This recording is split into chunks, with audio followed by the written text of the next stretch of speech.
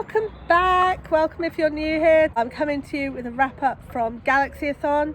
Galaxyathon is a 2-week readathon held every year by Maci at the Brighton Side Girl. I'll pop her link down below. And Maci runs a ton of readathons throughout the year, short ones, and they're always super fun. And go and check her out if you like the sound of that.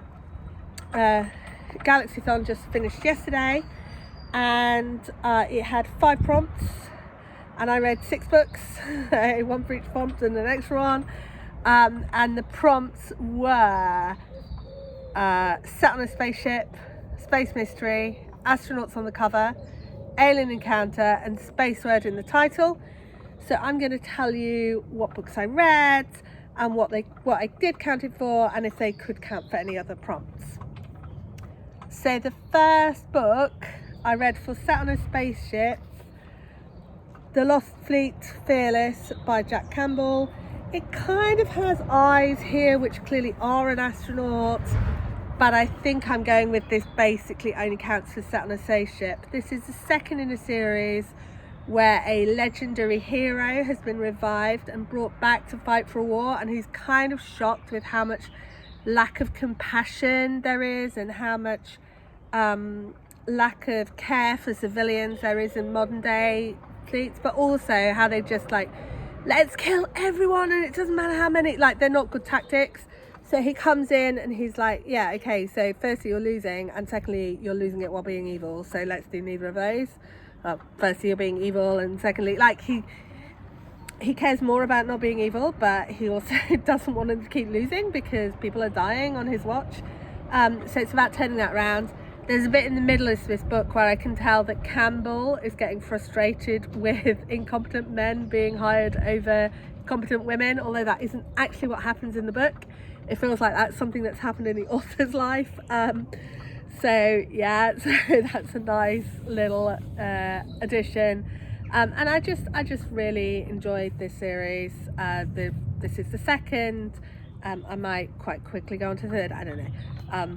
But yeah, but the second, Space Mystery, and for that I read The Imposition of Unnecessary Obstacles by Malcolm Alder.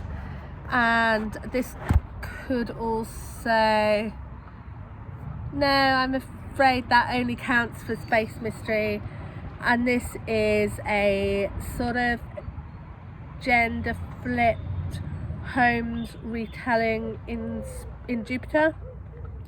And in this book, several people have gone missing from the university where our Watson figure works, and where they have to go on an adventure to try and find out what happened to these people. Are they dead? Are they coming home?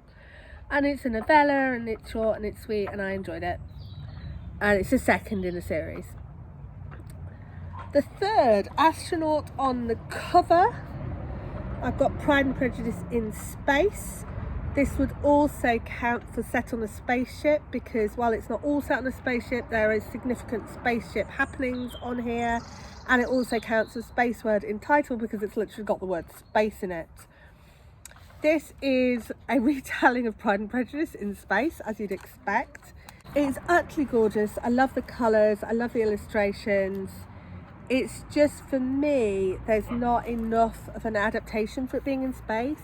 Like, she's just taken Regency Society and put it on a satellite. I'm not quite sure why. So there is one change in that she does Better by Lydia, which I really approve of, but for the rest of it, it's not a bad book. Pride and Prejudice is a brilliant book, right? It just wasn't what I was hoping for when I opened it, but it is so pretty. And this is just the normal edition, this isn't a special edition or anything. So yeah, it is gorgeous, but it didn't do enough different to the material as what I was hoping. The fourth, Alien Encounter, which I read Alien Clay by Adrian Tchaikovsky.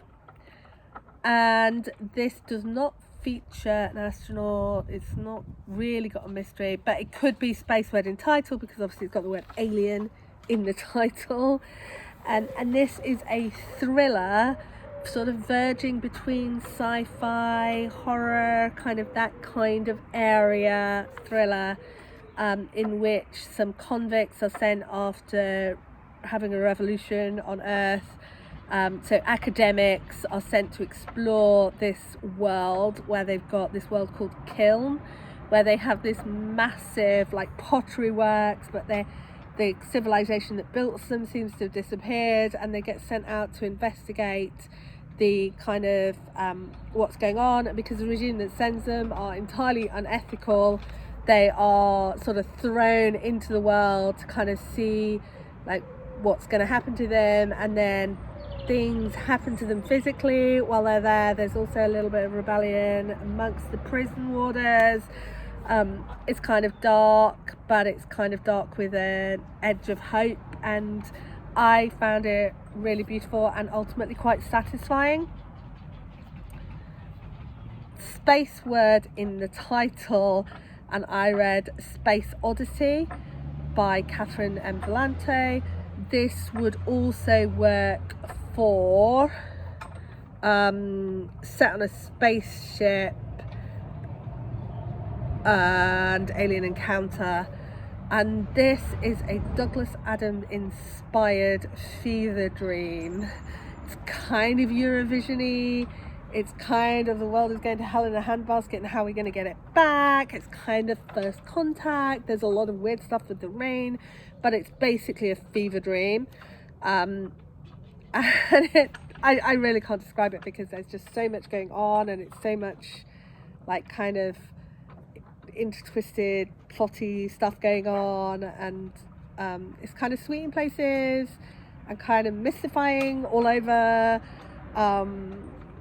Read the first one first. This is a sequel. I didn't love it as much as I loved the first one, whose name was Space Opera, but I did like it. I did enjoy it in the end. I wasn't sure. I spent like half the book going, oh, can I be bothered to finish this? And then every so often there seems to be this little nugget of pure truth and beauty and joy, and so that's what kept me going. But it is absolutely a fever dream, quite literally.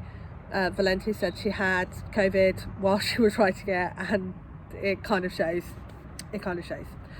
And the sixth book I read was The Loneliest Girl in the Universe, whose author name I've forgotten, but you know, and I've put it down here somewhere.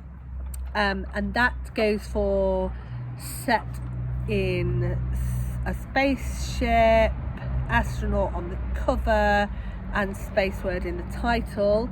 It kind of reminds me of Keeper of the Isis Light by Monica Hughes, if you've read that. But this is a girl her parents have died, everyone on her spaceship has died. They've been sent to populate a barren planet which is called Earth 2. But everyone on the planet except this 16-year-old girl has died, and she's still got some kind of contact with Earth, and then she gets this message that someone else, it's another spaceship, who's being sent to intercept her, and it gets quite uncomfortable from there on in. The other spaceship has a young man on it, and he's not quite as young as her. He admits to being 22. He's lying, and it's really quite uncomfortable, and I found myself looking up the trigger warnings halfway through. But it has a lot of development for the girl. Her name is Romy, and yeah, I mean it's a short sci-fi thriller, and it features her pretty much on her own, with occasional contacts from outside world, just trying to bring herself up with her contact from NASA, and then something's happening on Earth but she's got no idea what, and she kind of like ends up not quite sure who outside the ship she can trust, but she has to trust someone because everyone is outside the ship. Like everyone in the whole universe is outside the ship except her. So yeah, I kind of enjoyed it.